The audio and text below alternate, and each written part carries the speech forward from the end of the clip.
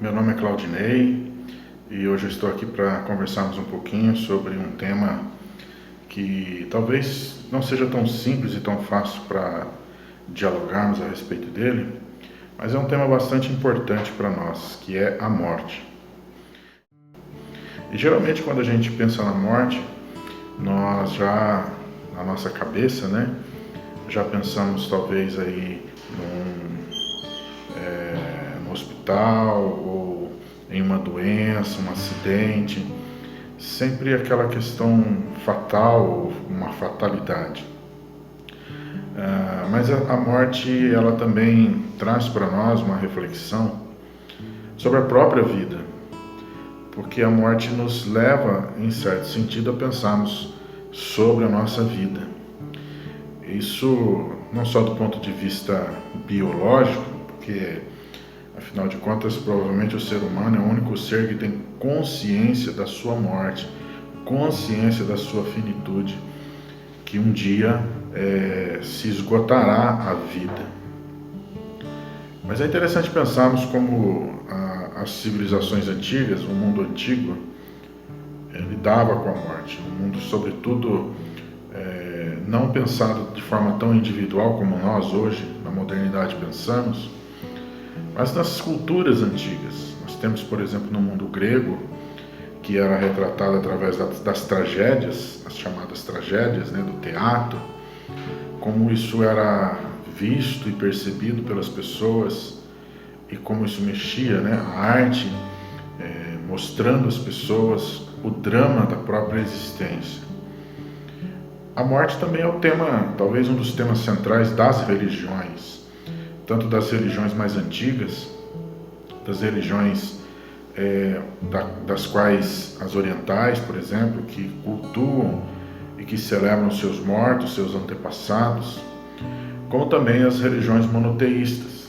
Aí nós temos aí o judaísmo, o cristianismo e o islamismo. E todas essas religiões, pelo menos as monoteístas, que têm escritos e textos considerados sagrados, que são na verdade literatura, trazem para nós alguns ensinamentos até sobre isso. Por exemplo, se você pega na Bíblia o livro do Eclesiastes, que é considerado um livro sapiencial ou um livro de sabedoria, ele tem lá no capítulo 7, ele nos traz uma seguinte afirmação: é melhor ir na casa onde há luto do que onde há festa, porque onde há o luto, ali nós podemos ver o fim de todos os homens. Então o sábio descreve ali o quanto é importante nós nos depararmos com a finitude, com a morte, porque a morte nos faz pensar sobre a vida, como é que nós vivemos, porque todos nós passaremos por este momento. Também é retratado em vários livros da Bíblia a respeito da morte. Jesus, por exemplo, fala sobre a morte, ele experimenta a morte, e a fé cristã aponta para a ressurreição como a grande esperança para vencer a morte. Temos, por exemplo, a teologia paulina, apóstolo Paulo lá em 1 Coríntios capítulo 15, no verso 26, que ele vai dizer: o último inimigo a ser vencido é a morte. E essa palavra morte ali, a palavra thanatos, que ele empresta, praticamente é uma palavra que vem do mundo grego, da qual descreve o príncipe dos horrores, que é um dos grandes terrores da existência humana, e ele vai dizer que é o último inimigo a ser vencido. E no final desse capítulo, ele, como se estivesse convidando a morte para o lado dele, ali lógico que é uma figura de linguagem, e ele começa a conversar com a morte, dizendo o seguinte: onde está, ó morte, a sua vitória? Onde está, ó morte, o seu aguilhão? Então, ele vai terminar dizendo que Cristo venceu a própria morte. Então, as religiões, elas trazem consigo esse panorama sobre a morte, algumas que apontam a esperança de vida eterna, de vida após a morte, como o cristianismo, que lida com a ressurreição, e outras religiões que têm outras compreensões, como a imortalidade da alma.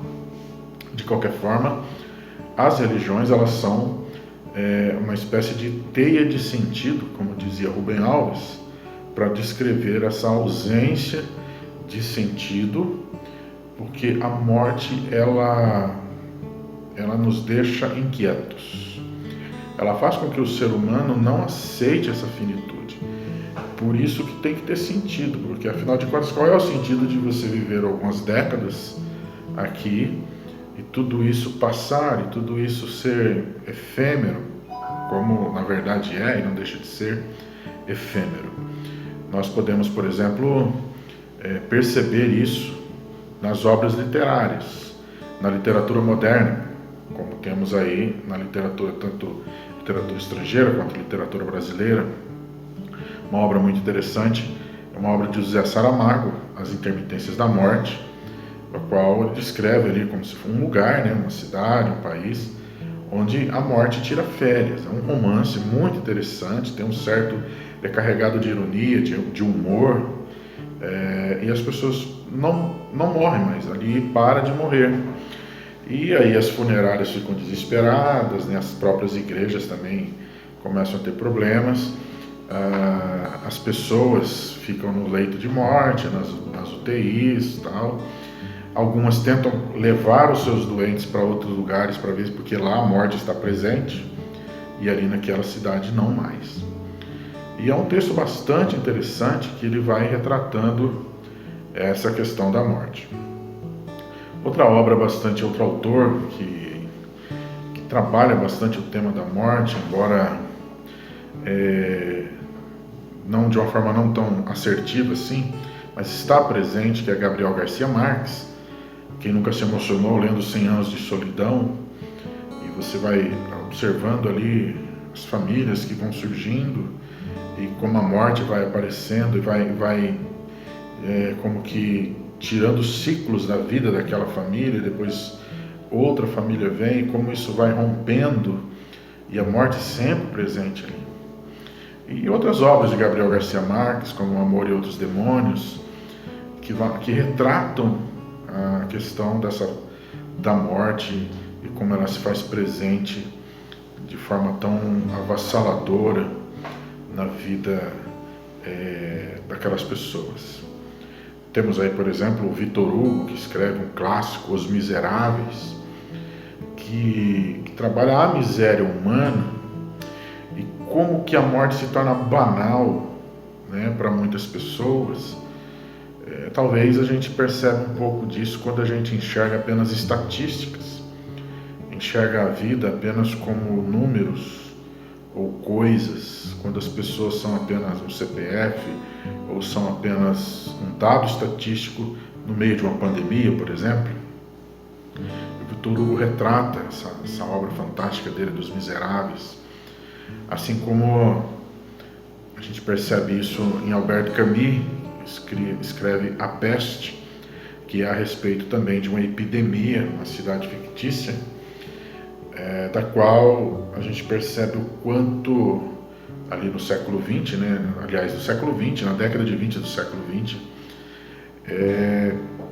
a gente percebe o quanto aquelas pessoas tinham esse drama, que hoje a gente sabe um pouco o que é isso, embora ali seja uma obra fictícia.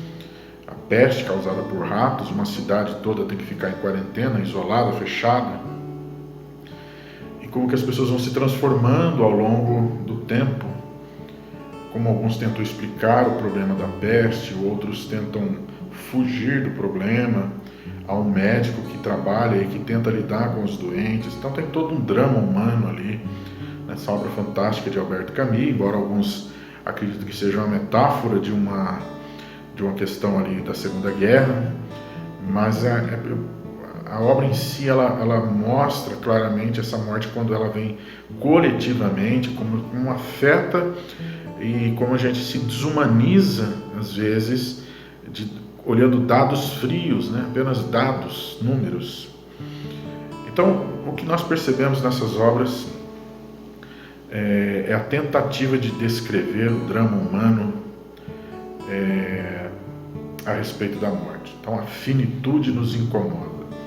A gente pode ver isso também na filosofia, como no existencialismo, por exemplo, dessa busca de significado, de sentido, quanto é importante a gente pensar na nossa finitude, e aí a gente vê o quanto isso pode nos angustiar, mas também ao mesmo tempo o quanto nós podemos ter esperança. Alguns, a esperança de uma vida após a morte, mas para outros também a esperança de saber viver aqui. Para aqueles que são religiosos, que têm uma fé, que têm uma esperança de algo que transcende a própria vida, a própria existência, de algo que está para vir, mas também aqueles que, independente disso, também têm a sua vida aqui. De qualquer forma, a morte nos convida e eu vou usar essa palavra convida, né? Mas nos remete a pensar na vida aqui, como nós vivemos. Aquela música popular que diz que é preciso saber viver, ou a música dos Titãs, né? Epitáfio, que vai retratar: eu queria ter vivido melhor, eu queria ter amado mais, chorado mais, ter visto o sol nascer, eu queria ver, eu queria aceitar as pessoas como elas são. Enfim, é como se alguém que estivesse olhando para trás e tivesse a oportunidade de rever muitas coisas que ele deixou de fazer ou fez. Mas enfim, a morte, quando nós nos deparamos com ela, quando ela está ao nosso redor, é importante a gente pensar em como viver. Então, a dor da morte, a saudade, a ruptura que ela deixa, a separação, tudo isso nos ensina e nos faz pensar o quanto nós precisamos saber viver. Talvez eu gostaria de usar uma palavra que está nas Escrituras, na Bíblia também, que Jesus diz de que adianta ganhar o mundo inteiro e perder a sua vida.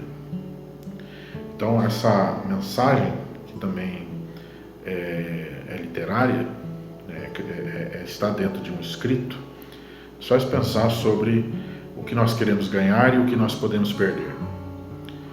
Então é como se estivesse dizendo assim: olha, a gente precisa aprender a perder também, para poder ganhar. A vida nos ensina que talvez nós precisamos perder. E a morte, ela talvez seja um dos grandes professores, digamos assim, né? Um dos grandes meios de enxergarmos que na vida a gente precisa saber, ou pelo menos assim, deixá-la mais leve. Aprendendo a perder, não querendo ganhar sempre, não querendo conquistar tudo, não querendo ter o sucesso a todo custo. Essa é uma linguagem bem contemporânea, bem atual. E a vida é muito mais do que isso. Afinal de contas, não dá para pensar a morte pela morte em si. A morte nos faz pensar na vida, na existência. E eu queria deixar essa reflexão para que possamos então viver melhor, ou pelo menos pensar melhor sobre a vida. Essa vida que precisa de sentido, que é finita, que é passageira, que é efêmera, mas que é bela, que é poética, que é bonita, que pode ser retratada de várias formas.